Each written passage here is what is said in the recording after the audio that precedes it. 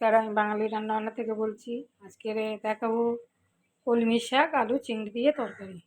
তার জন্য কড়াই তেল দিয়ে দিলাম,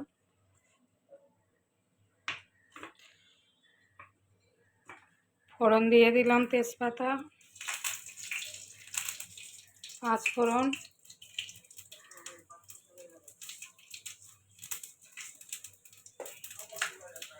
এবার দিয়ে দেবো চিংড়ি,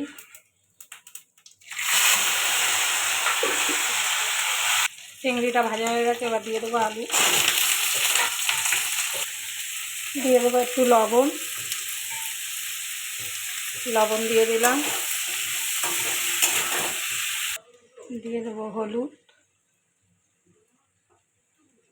লঙ্কার গুঁড়ো দিয়ে এটা ভালো করে কষাতে থাকবে। এবার দিয়ে দেবো কলমি শাক,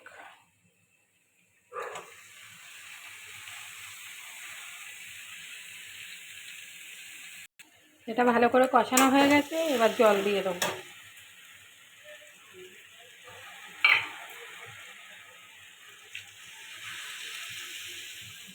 এটা 5 মিনিট হোক।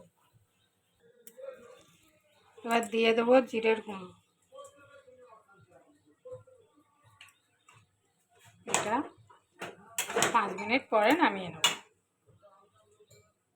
তরকারিটা হয়ে গেছে, এবার নামিয়ে নেব।